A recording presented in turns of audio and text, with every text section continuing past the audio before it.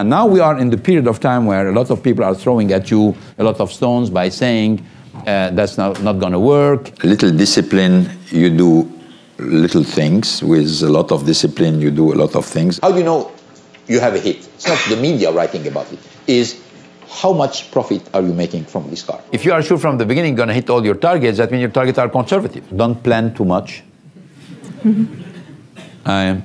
Doesn't work. If you don't start mapping and establishing milestone, you're never going to be getting there. You need to have your own strength. You need to have your own beliefs, make your own analysis. From time to time, making quick decision is going to hurt the execution of the decision. Wolf of Dubai. Carlos Ghosn, he is currently the most wanted businessman out there. He went from the highest known CEO in the automotive industry to the most wanted person. Even Interpol is now looking for him in Lebanon. He just ended with a Hollywood-like escape from Japan to Lebanon, and on his top of his careers, he brought Nissan from bankruptcy to one of the most important car manufacturers in the world, and he is known as Le Cost Cutter because his efficiencies that he brings to companies is just ridiculously. He showed it in Michelin, he showed it in the Renault, and now he's showed it also 20 years, 2 decades at Nissan. And we will talk about him today in this vlog because he is all over the news. On his top of his career, he was head of 2 big Fortune 500 companies, so he has really proven his businessman qualities as CEO, as leadership of this kind of companies. And we will talk about his career, we will talk about the current timeline of what happened exactly, and also what the Nissan stock is doing. So all about it here in this vlog. So he is of nationalities Brazilian, French and Lebanese, and he actually got to attention while he was working for Michelin. He got, just with 30 years old, the head of the South American operations of Michelin, and then he moved to Renault, and there at the car manufacturer in France he brought a huge profitability in 1997. And then there was something that happened in Japan. So Nissan, which was one of the proudest brands of Japan, went to a deep crisis. Now imagine that they were back in the 90s and 80s one of the most known car manufacturers in the world, especially known for their design. And what happened over the last couple of years for Nissan was actually that they brought too many models out there, too many configurations. They wanted to fit everybody on the market, and they was not revolutionary on the designs, and they went into $20 billion debt. They made over $6 billion losses, and they were just weeks away in 1999 from bankruptcy. And then there was a proposal by Renault, and actually they proposed to move together as 2 companies, and the Nissan just did that to save themselves, and the Renault installed Carlos Ghosn, the cost cutter, into the role of the CEO, and he actually went into the operations of Nissan for almost 2 decades as CEO, and what he done is really remarkable. So from about 6 billion losses, in just 1 year, he transferred the company to $3 billion profit, which is remarkable, really. And how he did it, he actually first looked into the problems, what caused Nissan to be that bad on the balance sheet. And he closed 5 factories, 200 jobs, and he went onto the production floor to speak with the employees who were demotivated. He asked them what they think should be better in Nissan, and he changed all that. He implemented that teams work together more from different nationalities, from different ages, especially in Japan, where, you know, the national pride is very strong, and there's also seniorship is very, very important for companies in Japan. He introduced that also young Japanese people, potential people, talents, can move further in the hierarchy of the company. So he changed a lot of things, and he made Nissan sexy again, okay? He introduced a couple of new models, he introduced new designs, he actually introduced the very first mass-produced full electric car, which was Nissan Leaf, which put Nissan on the top of the innovation of car manufacturers, which Nissan was a couple of decades ago. So he really turned the company around, and after 18 years he stepped down as a CEO, installed back a Japanese CEO, and even as his outsider role gave him the advantage that he could really move things around in this Japanese traditional car company.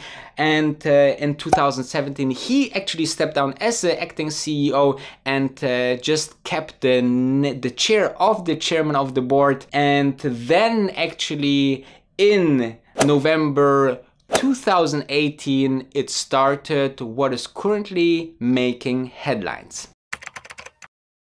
Now Carlos is actually making headlines just in this timeline. We can see that on the 19th of November he got arrested. What happened on the international airport of Japan? He got arrested and he actually said, hey, call the Nissan lawyers to you know, handle the situation. But what happens that the people said, hey, actually Nissan is the party that pressing charges against you, which was a real-time story about his arrest, the first arrest that was happened in Japan, and he was alleged against that he misreported profits of Nissan and also put some mysterious money flows in his own wealth. So these are the accusations. He is stating that he is totally innocent, and in a matter of days actually he got fired as the Nissan chairman of the board. Then he beginning of 2019,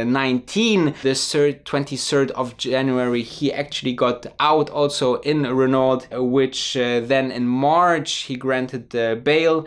And in June of last year, actually the 7th of June, a big merger between Renault and Fiat deal collapsed, which is very bad for both companies, because in times of electrifications, traditional car manufacturers are looking for alliances to invest into self-driving cars as well as battery technology, electrification of cars, and exactly this big mergers or corporations are needed out there, otherwise Tesla will rule the world one day. However, you see that also in July Nissan profit hits lows. 25th of July Nissan profit collapsed and 12,500 jobs were cutted. And Nissan in October last year announced a new CEO, and Nissan was fined in December with $22 million.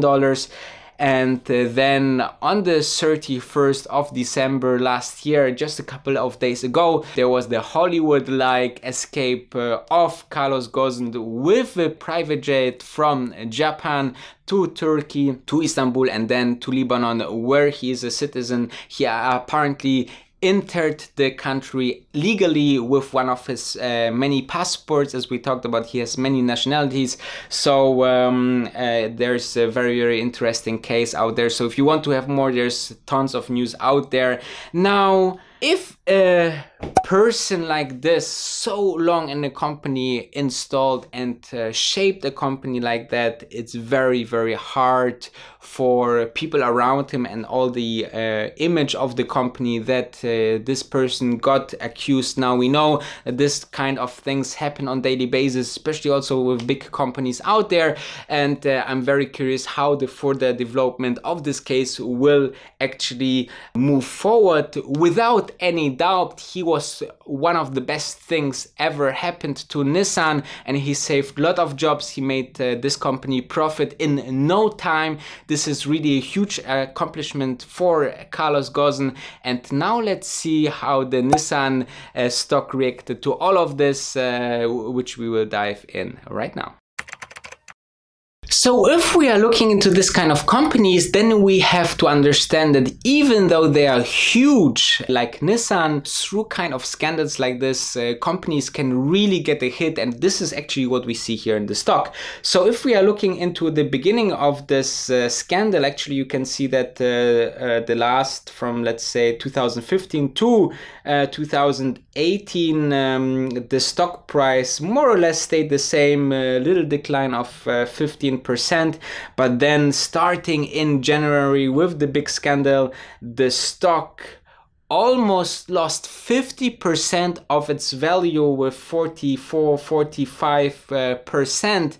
And this is actually great opportunities for also betting against this kind of companies, especially obviously as you have seen, there was also the profits of Nissan hit lows, and therefore obviously there's also some business and numbers of companies playing a big role, but together with this kind of scandal, you can imagine that investors get easily afraid what will happen further with the company and with special sanctions against the company. So actually, I was not aware that that the company will take such a big hit, but this was obviously one of those opportunities where you could see, okay, there's maybe a nice trade coming out. And if you're following this channel, if you're not, make sure to smash that subscribe button, and you see that I'm looking sometimes in this kind of trades that you know, beside my growth